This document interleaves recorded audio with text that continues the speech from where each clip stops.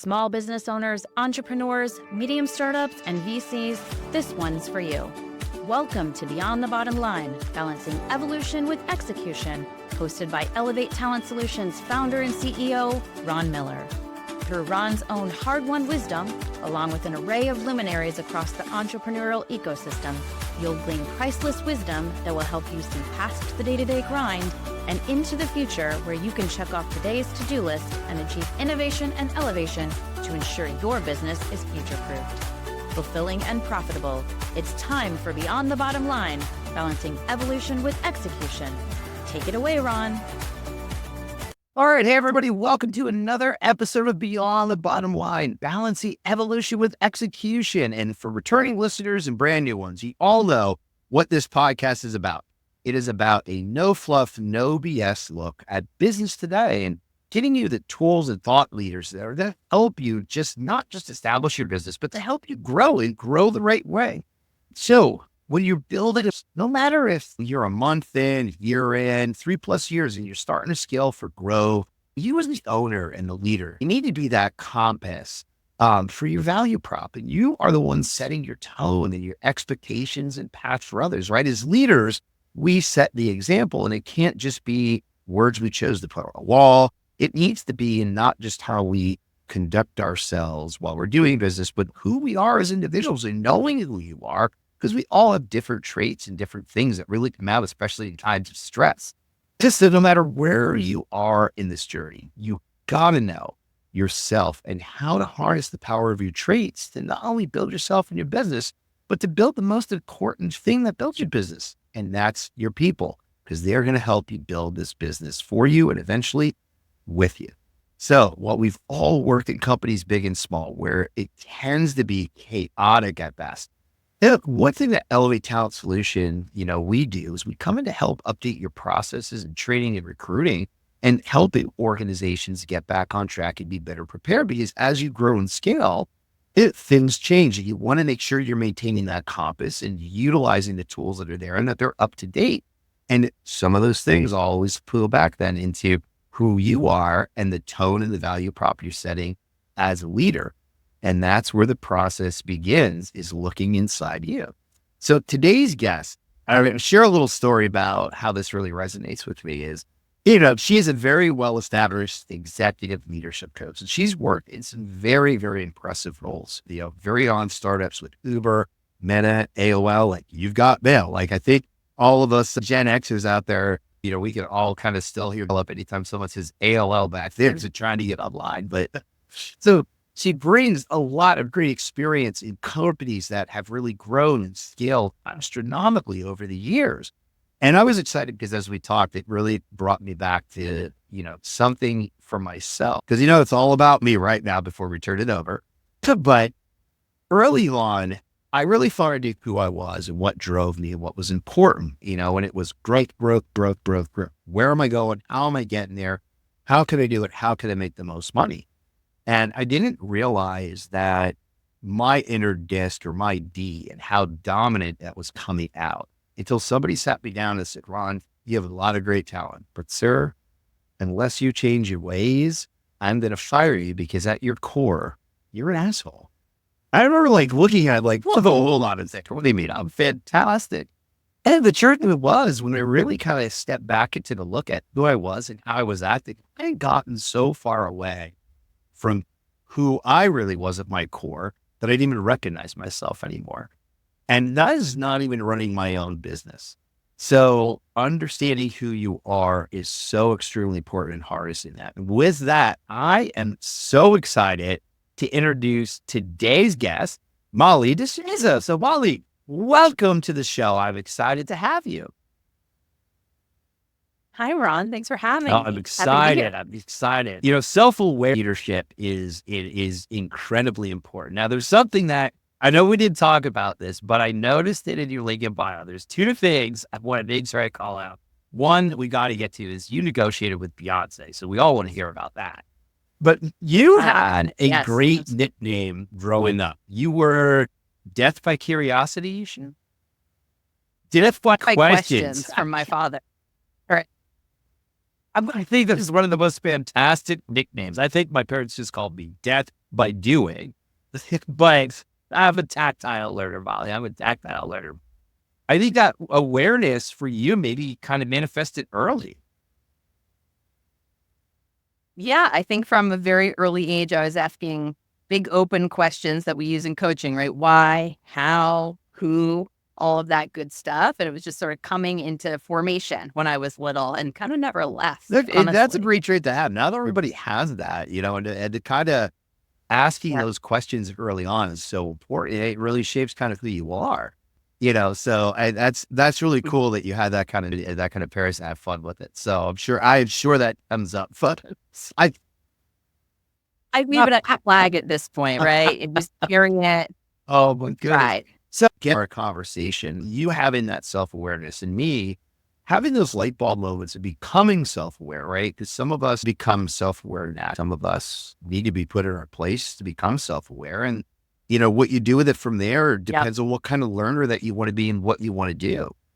So how did that develop for you over the course and time to lead into the career that you developed into? Yeah, in terms of my own self-awareness, as you mentioned, sort of the career arc of early Uber, chief of staff, building and growing teams. I think I recognized pretty early on, I really loved to build and I really loved people. I've been in these really world-class organizations with world-class dysfunction. And I think just asking myself questions along the way, repeatedly, that sort of death by questions internally helped develop that self-awareness. I was very lucky to work with a coach early on. This is my shout out to coaching in general, who also helped me slow down in some of those really fast-paced, volatile, complex, ambiguous environments to understand sort of where was my rudder and where was I love me. that. Where is your rudder? A lot of people don't know where that rudder is or even where to start. They think they know how they're steering that ship and they just don't. And then in that dysfunction, that word, it makes me quiver a little bit because we've all been there where it is like dysfunction junction. That is at the crossroad that you are. Because at some of these things that it's painful. It's absolutely painful. So, but, correct me if I'm wrong, but when you get into some of these larger organizations where that's been manifesting for a while, getting out of that is probably 10 times as harder as how you got there. Yeah, I'd agree. I'd say so. When I went into coaching, it was really important to me to work with the founder and leader of an organization and then their teams, because I think change happens from the top down. I think there's amazing bottom up cultures, but I think if you have an asshole leader, that's what it's going to breed in the culture and vice versa. And so that's why we have to start building self-awareness there. And I also think the ripple effect of a leader getting to know themselves, to develop some self-management or self-leadership ability, that ripple effect is so much stronger or more powerful than working with an individual, sort of mid-level, which I also love to do, but my aim is a little bit different culturally. I love that top down and bottom up, so like when you start working, with individuals or organizations that are growing, how do you translate your experience and kind of your journey through dysfunctionville? Because you've worked at very large, very well-known companies that I can't even imagine how that is to kind of tie that whole process together at an Uber or at a Meta, when it was Facebook or, like, because at that juncture, there's so many arms of the octopus trying to reel it in. So like, how do you kind of take those lessons and where do you really start with, a small or a medium-sized business that's looking to scale? Like, what are those points where you kind of come in at and you kind of look? Yeah, I think in coaching, organizational acumen is important, but you don't have to have exact lived experience as the person you're coaching. I think what I bring is an ability to meet people where they are, meaning that I've been in these really stressful, lightning fast, high pressure environments. And so to some degree, I can really empathize with them, and not a knock on other coaches, but it's not theoretical for me, right? A lot of the stuff they've gone through, I have some version of it that, well, I don't want to just tell them what to do. I perhaps can find some other paths in. Oh, that is a very approach, because a lot of the times, especially in And I think you and I touched on this in some of our conversations, like the LinkedIn's of the world today, they are just flooded with these coaches. Start Yeah. looking at the credentialing of these folks. And it's like, I don't think the term coaching is accurate for what they do. More of like, I'm going to point, or maybe it's like in some way. Again, not a knock on Yeah. coaches. I think it's harder than to get down to the individuals that are true coaches, to get that help, and have that empathy in there. It's especially critical to understand that, when you are starting out and growing business, so you can get the right help and support, like, how do you really identify not only where to find them, and later in the show, we're going to tell people how to get a hold of you, because I think a lot more people need to get a hold of you and your experience. But, one of those things like a leader maybe should kind of start thinking about or reflecting on, and maybe making their decision process when they need a coach, or should everybody really kind of maybe have a coach from day one? I mean, I'm a proponent of coaching from day one. I think the best coaches, best meaning get the most out of it, enter into coaching with and I don't know what I don't know mindset. I think it's the folks and the leaders who are really dug in and think they have it all figured out. Coaching will also be really beneficial, but possibly also a little bit more painful. I think there's a lot of folks, I work with early and growth stage founders and then director level and above at larger organizations. And the through line for everyone is time, right? None of us have enough time. And this is not a judgment, but if you're not making time for the long-term version of you, or even the medium-term version of you, you're always going to be working on the things 2 inches in front of your face. So I at least try to meet my clients where they are, and that understanding that if they have an hour of coaching on the calendar, I want them to look at that on that block and know it's going to be really energizing, really clarifying, and also that they'll step away with some strategies and tactics to actually put into place right away. I think, when you talk about all the different kinds of coaching, I have a pretty heavy bias to action just because of all those places you listed where I work and my disc, which we can get into. And I made a choice early on that I couldn't just be 100% reflective coach. I couldn't just ask all the questions, but I also, I'm 80% coach, 20% advisor. I want to help people sit in that reflection, that deep personal inquiry and mindset work, but also give them some some exercises, some new ways of entering into communication with their Now, team. and that is a really great point and approach right there. And number one, meeting them halfway. I agree. Like, people are a lot more comfortable if you listen to me and then kind of understand where I'm coming from. I think probably as a coach, you have a better grasp, understanding of who I am, but also maybe how you can direct me without directing me. All right. You can kind of set that path. So, and I think one of the hardest things for individuals, and I know for myself, it's always a struggle, because when you look within, it's always hard. You have one or two paths: either your own worst critic and you never see any good, or you're on the other side and you're just blown away if something is viewed about you a very different way, and it can explode into an emotional roller coaster. Yeah. So where do you start then, Peter? If you were sitting down with me and kind of saying, all right, where would we kind of start? How would you work with me, and would you be looking to identify? A few different things. First, understanding that their time is their currency. I work with clients really on a goals-rooted approach, meaning I have clients who come and things are murky. They don't really know, but I help them try to clarify, what would progress look like? What would it feel like? What would be happening differently? Let's start to put some tangible pieces against what these murky goals look like as a starting point.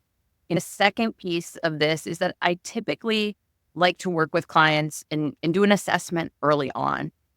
I'm not dogmatic about assessments. I particularly love the DISC and can get into that, but I think they're really interesting in that a good assessment is your data in. And so it's spitting back your information, perhaps just a bit more reorganized. And if you don't really know where to start in terms of developing your self-awareness, this will be a rich roadmap of places to play in. I'm a coach, so I'm going to be supportive of this. It is daunting. It can be some hard pills to swallow in there, which is why it can be helpful to have a coach help you process, help you understand, that's serving you, what's getting in your way, what are you not seeing, where do you need more feedback, and then what to do with it, really. And it's probably the second hardest thing right there is what to do with that information. Then after, maybe you have that light bulb moment and understand, who you are. And I mean, in that, I'm a big fan of DISC, and I cannot wait for you to talk about this because it was one of the most impactful things. I think I shared with you, people on my team thought I was crazy because I used to carry the discs around in a box in my truck for everybody on my team. I love that. Because when you understand like how you are and you understand the value of communicating back to people at their position from their perspective, the messaging is very different. And I always wanted to make sure I did my best in delivering that. And I wasn't always perfect with it. I think it's a learning process. It's a learning process to get there. But I think for me, it's an affirmation of I want to be a good person and a good leader because I want to do these things and I try and do these things. And I understand even when I do them wrong, I learn something from it. Maybe that goes to that self-assessment, in my brain, I'm self-assessing constantly. Yeah. Sometimes I get that analysis by paralysis too, where it's like, am I going to say this? Am I going to say that? Am I going to say this? And sometimes I just let it go and just shoot from the hip and just blah, there it is. So it's out there. And you get somebody into like understanding the self-awareness. Where does the DISC then tie in? Because listen, there's all types of examples of different formats out there. You have, the PI, there's different assessments. I've always been a big fan of DISC because I just like how it ties in. Man, does it really show? But like, how do you kind of come into that process and what do you then utilize it from your perspective as a coach, to kind of deal with that? Yeah, it's a great question. So the reason I like DISC is that there's more and more research that says that we come into this world with some pretty hardwired traits, meaning our relationship with decision-making, results, our orientation to pace, how strategic we are or how into the details. And, I don't see these as strengths or weaknesses. Those are completely contextual to the role and you can use DISC for a role fit. But I like DISC because that's the door it comes through, right? Sort of understanding those hardwired traits. And then, my job is to help a client first get them comfortable with these, some level of acceptance. I assume any client I'm working with has been successful up until this point. And so the assumption is that their traits are more often serving them than getting in their way. And they likely have a small bucket of traits or how they're showing up that they need to better understand and develop some tactics on. Meaning, if we use your example, you were probably a really productive, results-oriented asshole, right? There was in your organization, someone that was less oriented towards people, God for your boss at the time, they would have said he's crushing it, right? All that matters is the numbers. But my point is, you were pretty successful. And so we're not trying, I don't come through the door of capital C change. I mentioned this to you. There's a lot of talk about change in coaching, and I think change is amazing. I think it's also a really big ask in terms of adding it to our messy lives. We have a lot going on. And so this is really about helping people understand how their traits, their dominant wiring is really serving them, what's getting in the way, and where there's some blind spots. And how can we put them in the driver's seat to turn the volume up and down on some of these things based on the moment that calls for it? I love that, turning the volume up and down, because there is value when you want to amplify that D versus you want it down. Or the same with an S or a C, where it's a lot more prodding, a lot more numbers oriented, a lot more, I want to be able to assess and assume, where there's a time and a place for that energy and for that direction, but it's not always. Just like it's not always a time and place for a D or an I coming in, because I's just like, his eyes are like, oh, I want to talk about kids and the butterflies and the shape of a rainbow and an obscure art. Oh, boy. You're insulting your eyes now. All your eyes. Like, as a D, I'm sitting there like, can we get to the point? Did you close the sale or not? I'm done here. Yeah. A joke I have with another coach is, you ask a high I the time and they'll tell you how a clock is made. They are talkers, but they are also wonderful relationship builders. This is true. Every style of, for those who don't know the DISC, DISC, there's a sort of a light and a shadow side to each one. And, in the right roles, they can be incredible. Well, and it's, if you're a believer in DISC or any type of communication or person, over time, if you are more self-aware, you start to see that shadow, trait develop a different way then. And some people are surprised. I know, I was surprised, 10 years after that conversation where I was like D above the line and I, S, and C were way even below half. I was so D oriented. It was like almost nothing else existed. And now I'm actually, my D is lower and my I has come way up. So I'm almost even on the D and the I. So yeah, maybe I trashed out the I's a little bit earlier, but now I appreciate the conversations about the obscure rainbow because I might have a thought or two on that one to share as well. So, but kind of understanding what drives and it kind of where that conversation could lead in meeting people halfway, man, can you build people up? And that's something really became passionate about later in my career. My God, all the pitfalls that I was through in my corporate career and not having the right guidance all the time. If I could just give that to one or two people that they can avoid it, it's like that. It's that domino theory. If you just push the first one or two, somebody's got to do it.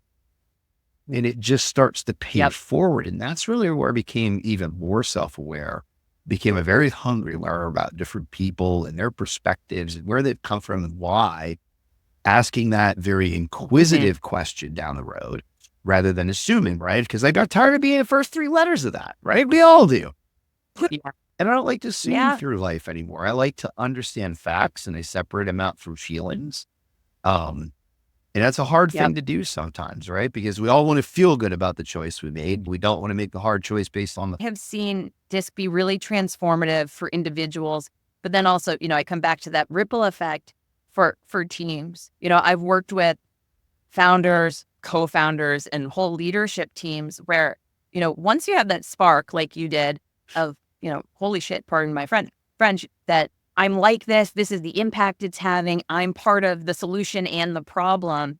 When I see people do DISC as a team, first of all, it's neutralizing. You're giving a team a language that's not personalized at all, right? No one's at fault just because someone is a high C and has more rigidity and a need for detail and data that's no different than a high D who maybe wants to move fast and go from instinct. And so once there's that level of understanding, I see leaders and teammates enter into conversations with so much more capacity for empathy, understanding, willingness to change how they show up, and then ultimately be far more productive with each other, right? You get to set aside so much of the personal stuff and get down to business, really, and enjoy it. And I think that goes to something you had said in our conversations about your leadership intent and the actions and their effects. When you're setting that tone from a leadership example, you're also setting the tone there. And when you start to have those culture building conversations, maybe that's a good term for it because you're building the culture in your company. You learn a lot more and it becomes a much more positive rounding effect on people in the business. Yep. I think there's so many leaders who have really great intentions around their leadership. And the harsh truth is that doesn't always translate to they act as leaders.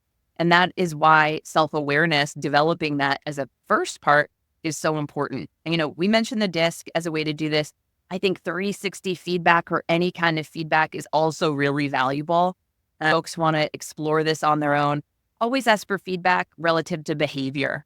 I think, feedback is a practice, but really grounding it and asking for it around, things you're doing, your action, and also bringing some curiosity to what does better look like, right? Let's not focus on the past of the feedback because that doesn't actually help you form a new plan.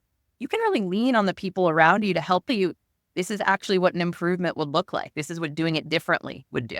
Yeah, that 360 feet probably a hard concept for a lot of people, and maybe it's a great assessment too as to, do you need a coach or when it's time for a coach? Like if I was starting out, and I'm not saying disc is expensive or inexpensive. It's just, I think it's the right time for it. For me, it's an invaluable, I have like 10 different ideas of what disc, but I'm not going to go into that for there because that could be a moneymaker for somebody. Ali, maybe there's something to work. There you go. But it's an offline conversation. And when we drop on his website, you might find the solution there in the future. Starting out, you're looking at allocating funds, I think it's a very important one because I think if you build yourself and be aware and build others that build the business, the return on that is tenfold. Like our last guest in our last episode talked about, establishing the value prop early. And for companies that do that, there is actually a huge gain in profitability and time to profitability that there's actual statistics around. Mm-hmm. But to the point, you can establish a value prop, but if you don't have the right culture center to drive it, it just becomes words on a wall. And who wants to work it down? Yeah. Too many So of them. if I'm starting out, like, what would be some things that I could do, to start to self-evaluate maybe as a new business owner? Because we get stressed, we get overwhelmed. We're turning 19 hats at once, right? It's like being back in the corporate world. Like I think we'll probably start a support group because we're both recovering guy, like unit leaders or regional leaders. This is it's not sharing war stories. It's just, we're going to sit in the corner with a Dr. Pepper and cry, that's okay.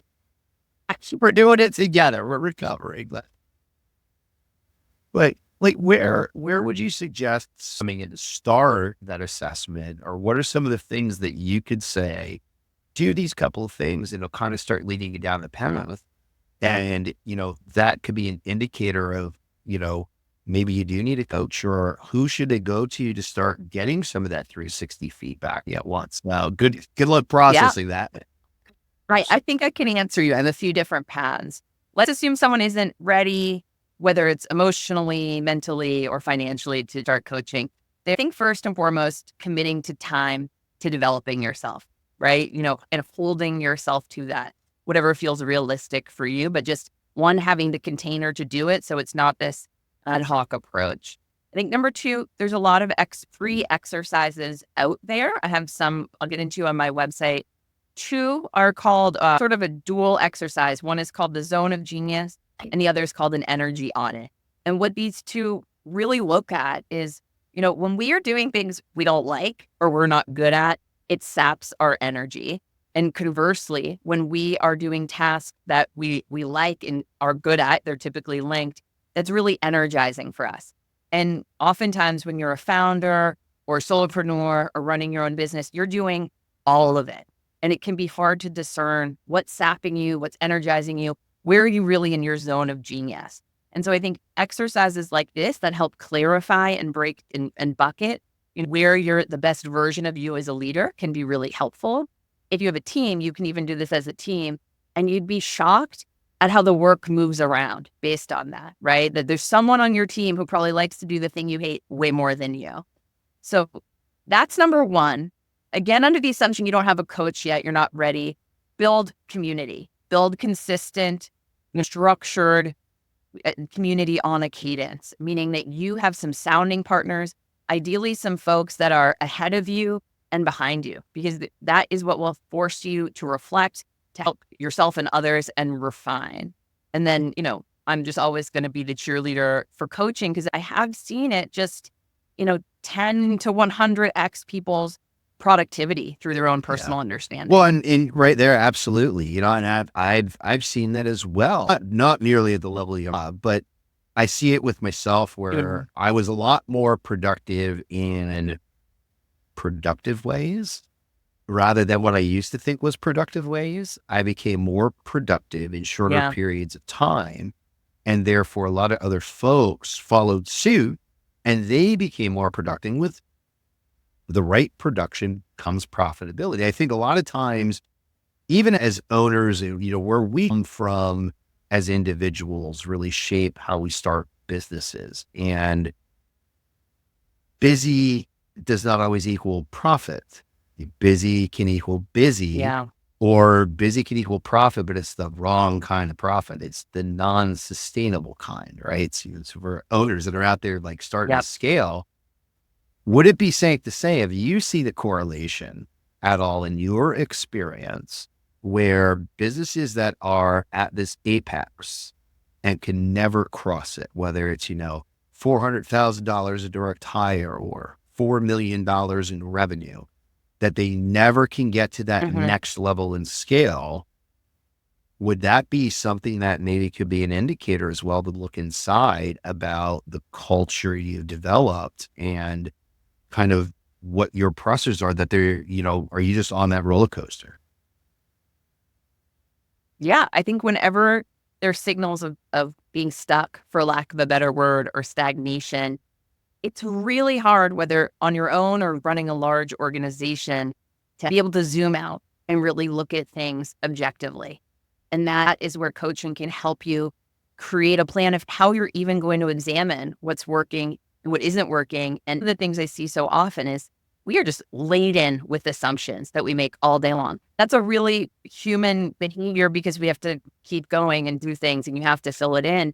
But you need someone to help you detangle them, to actually get to the root of what's working and what's not, and which paths to follow. I think the longer you let that go and fester, probably the more tangled it becomes.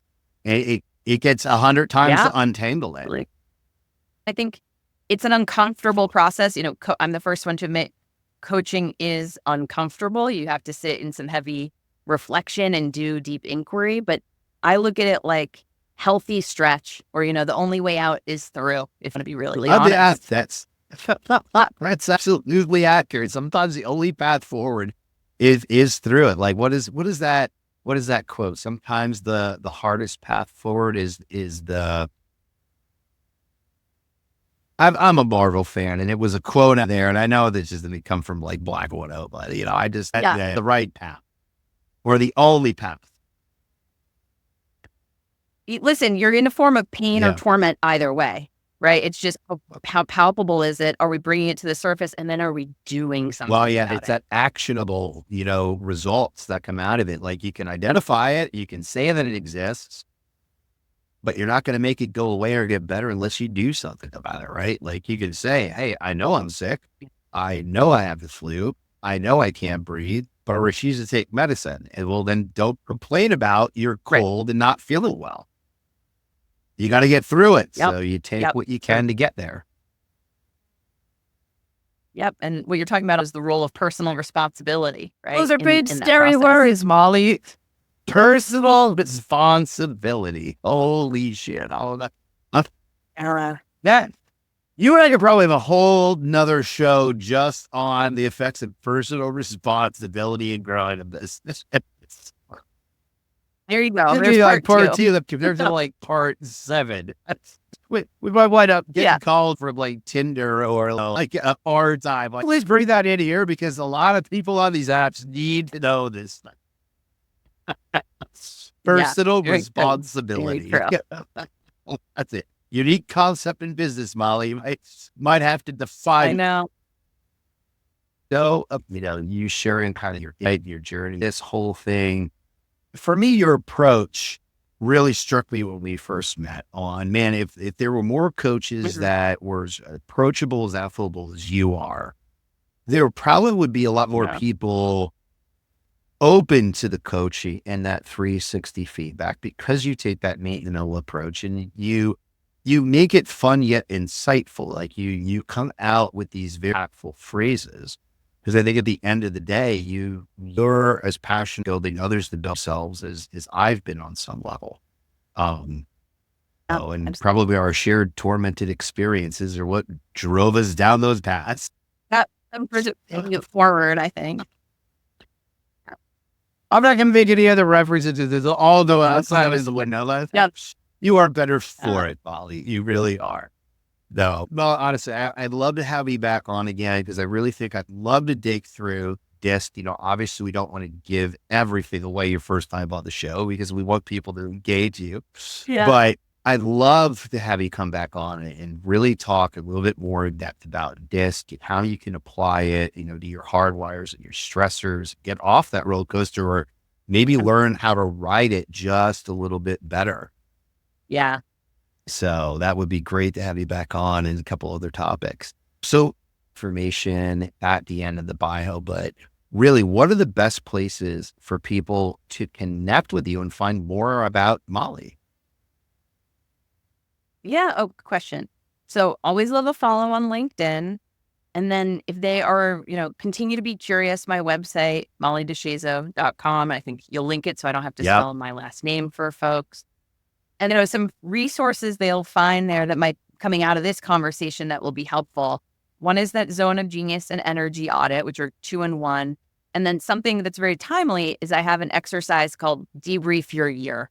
And given it's the end of the year, it's really looking back at week over week. What was energizing? What was draining? What was the work that really reaped amazing results? Where did you get stuck? And just looking at the patterns and themes throughout the year as information of building your plan for next year. So sort of that reflection into action.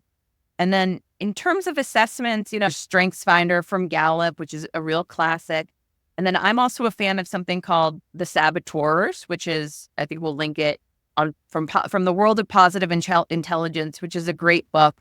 And that really looks at our hardwired coping mechanisms. And so the things that have both served us, but are also getting in our way. It sort of takes another look. Yeah, from I need you to send me the book. I'm not a huge reader, but there are certain things that resonate, and I'm like, okay, now that I need to sit and read.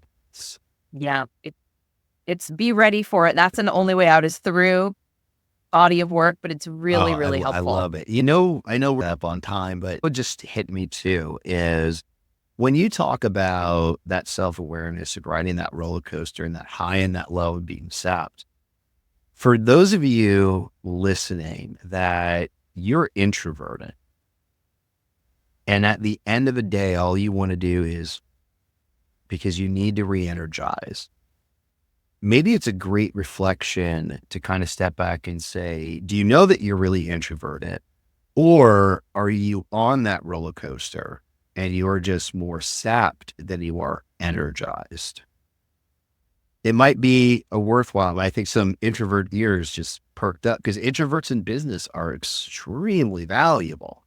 But knowing that they're an introvert, a true introvert, is very important. So I'm hoping maybe peaks in ears there and get maybe a little bit more, a couple more people doing some of those assessments that you shared there on your site, Molly. Yeah, I love it. I think, if you're curious about being an introvert, this could be interesting in terms of that zone of genius work of, where are you really energized in contrast to the drain, and can that work move around? Does it all need to be you? I like it. Empowering others. It's how you build yourself, you build with others. So, but Molly, thank you so much for coming on. I so love our conversations. I cannot wait for everyone to hear this. And please, anyone listening, if, as always, if you have any questions for Molly, you'd like some clarification on some things, there's something that you wanted to ask that we didn't hit on. You just want to say, please come back on, Molly. I like your voice. I like what you're saying. I like what you're feeling. I want more of you. Drop us a line at info@elevatetalentsolutions.net. We'll make sure to get all of your questions over to Molly. We'll do another mailbag and get her to answer some of those things and engage. And Molly, thank you so much again for coming on. I can't wait to have you back.